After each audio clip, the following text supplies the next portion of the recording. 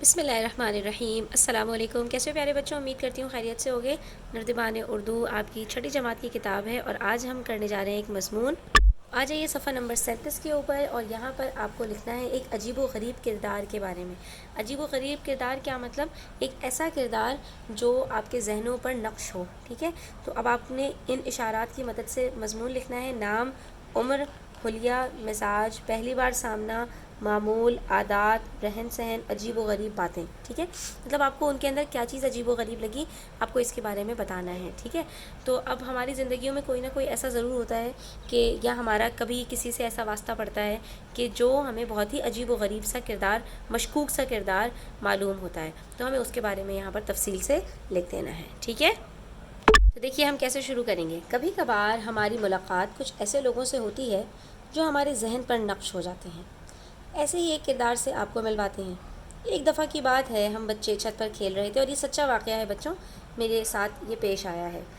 छत पर खेल रहे थे, नीचे दरवाज़े पर किसी ने दस्तक दी। अम्मी ने दरवाज़ा खोला तो देखा तकरीबन 6 फीट की एक खातून खड़ी है, जिसके गले में बड़ी बड़ी मालाएं, हाथों में बाजुओं तक चूड़ियाँ, कानों में अनगिनत बालियाँ, बदन पर घेर वाली फ़राक, लेकिन पाँव बिल्कुल खाली, ना कोई चप्पल ना जूता। ठीक है, तो यहाँ पर हमने उसका पूरा हुलिया बता दिया, पहली बार सामना कब हुआ। अब ज़ाहिर है हमें नाम और उम्र तो नहीं मालूम, लेकिन जो है वो उसका हुलिया, उसके पहली उसका मिजाज, पहली बार उसका सामना, तो ये सारी चीज़ें हमें यहाँ पर हमने जो है वो तफसील से लिख दी। अब ज़ाहिर है पहली मुलाकात हुई है तो आगे पता चलेगा कि उसकी आदत, रहन सहन या क्या थी, या उसकी अजीब व ग़रीब बातें क्या थी। ठीक है, फिर क्या हुआ, उसने अम्मी से पानी मांगा। अम्मी ने इजहार हमदर्दी में अंदर बिठा लिया, पानी पिलाया, फिर खाना भी खिलाया। उसकी बातें अजीब मशकूक सी थीं, लेकिन हम समझ नहीं पाए क्योंकि हम तो बच्चे थे और अम्मी भी ज़ाहिर अकेली थी, वो भी इतना नहीं समझ पाई। फिर उसने बैतुल खला जाने की इजाज़त मांगी।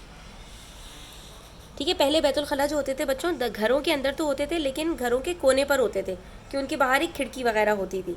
ठीक है, तो उसने बैतुल खला में मौजूद खिड़की से, अम्मी ने कहा चली जाओ, लेकिन ये क्या, उसने बैतुल खला में मौजूद खिड़की से कुछ मखसूस आवाज़ें निकाली।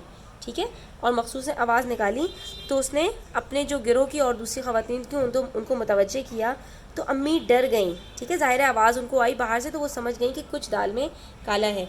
उस वक्त तो उनको कुछ समझ में नहीं आया, तो उन्होंने हम बच्चों को लिया और घर से बाहर निकल गईं और पड़ोसियों को इकट्ठा कर लिया। बस फिर क्या था, वो औरत अपने गिरोह समेत ये जा वो जा। अब वो समझ गई कि ये तो मेरे हाथ से निकल गई, ठीक है, मैं इनके ऊपर अपना वार नहीं कर सकती। हम सब ने सुख का सांस लिया और अल्लाह का शुक्र अदा किया कि उसने हमें बड़ी मुश्किल से बचा लिया। आज तक ये एक मुअम्मा है कि ये अजीब व ग़रीब औरत कौन थी, कहाँ से आई थी और उसके क्या मक़ासिद थे। ठीक है, तो यहाँ पर हमारा मज़मून मुकम्मल होता है।